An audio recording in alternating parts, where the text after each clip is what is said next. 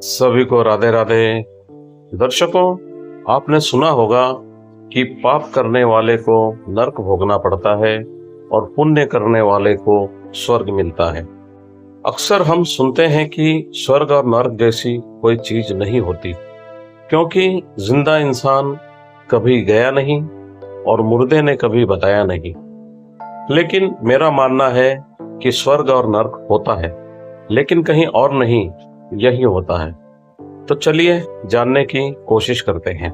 हमारे शास्त्र में 3 तरह के पाप का वर्णन मिलता है, जिसमें पहला पाप यह कि वह जो इंसान से जाने अनजाने हो जाते हैं। उसके होने से पहले हमें पता नहीं होता, लेकिन हो जाने के बाद हम उस पर पछताते हैं, जिसकी जानकारी सिर्फ हमें होती है। दूसरा कोई नहीं जानता कि दोषी हम हैं, लेकिन हमारा मन हमें कोस रहा होता है। ऐसे पाप का प्रायश्चित संभव है, शायद भगवान माफ कर दे। दूसरा पाप वह होता है जो इंसान करने के बाद पछताता है, अपने आप पर आपा नहीं रहता और मेंटली अनस्टेबल होने के कारण या गुस्से में कर देता है।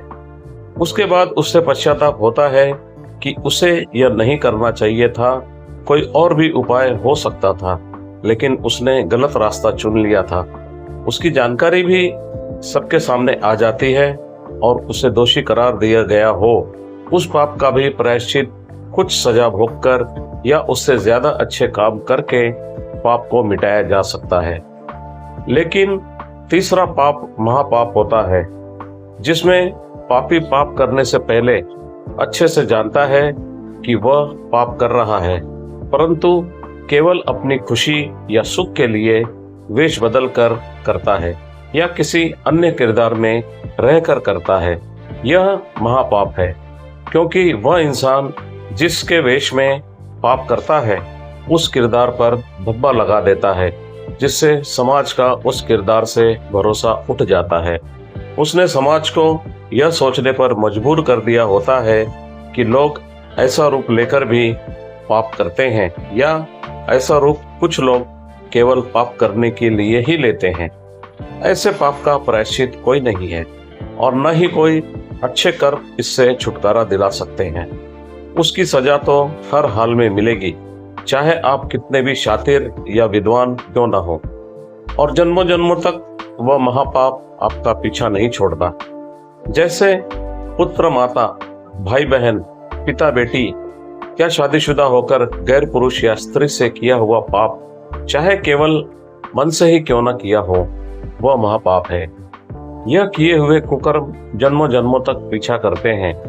जैसे किसी को संतान सुख न मिलना, किसी घर में बेटी ना होना, किसी घर में बेटा ना होना, किसी के जन्म लेते ही मृत्यु होना, शादी होते ही पत्नी या पति का देहांत हो जाना, या अपाहिज जन्म लेना या अपाहिज हो जाना, यह सब पिछले जन्म के कर्म ही तय करते हैं। जिस रिश्ते में आपने मर्यादा लांघ दी हो, यह जानते हुए कि आप पाप कर रहे हैं, वह रिश्ता किसी जन्म में आपको सुख नहीं देता, क्योंकि आप परमात्मा को यह संदेश देते हो कि यह रिश्ता आपको नहीं चाहिए, या परमात्मा ही तय कर लेते हैं कि इस रिश्ते के लायक आप नहीं हो। इसलिए किसी रिश्ते को अपमानित करने का आपको दोबारा मौका नहीं मिलता। जैसे फिर किसी युग में रावण साधु के वेश में माता सीता का अपहरण नहीं कर पाएगा और हर युग में जलाया जाएगा। उदाहरण के तौर पर रामायण महाभारत में बहुत से अपहरण की घटनाओं का जिक्र मिलता है। जैसे सुभद्रा हरण अर्जुन ने किया था, रुक्मिणी हरण श्री कृष्ण ने किया था, अंबिका अंबालिका हरण पितामह भीष्म ने किया था, और रावण ने माता सीता का अपहरण किया था। इन सभी ने अपहरण ही किया था, लेकिन महापापी केवल रावण को कहा जाता है। इसका कारण केवल एक है, रावण ने जब अपहरण किया था तब वह अपने किरदार में नहीं था, उसने साधु के वेश में यह काम किया था।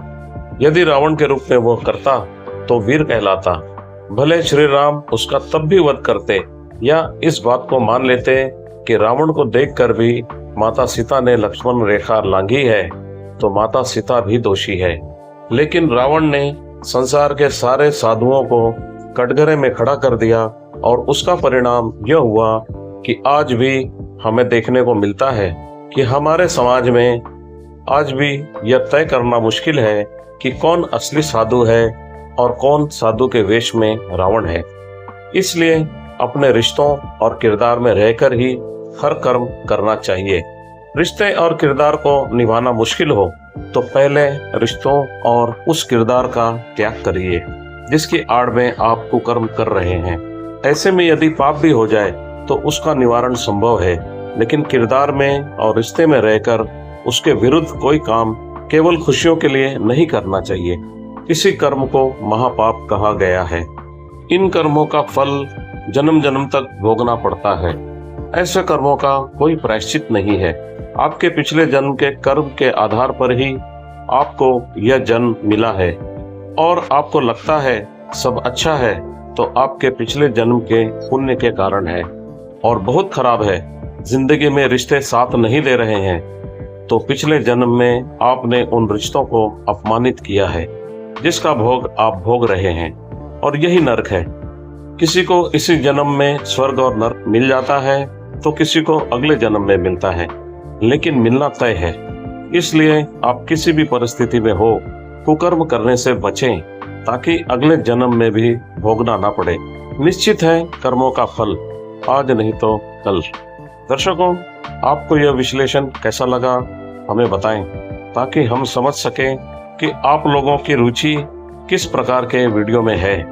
इस चैनल से जुड़े रहने के लिए चैनल को सब्सक्राइब करें और बेल आइकन भी प्रेस करें ताकि नई वीडियो की नोटिफिकेशन आपको मिलती रहे।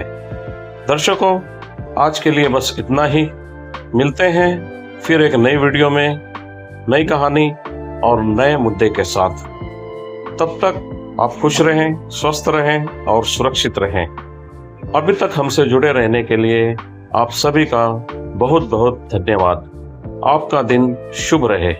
सभी को हमारी राधे राधे।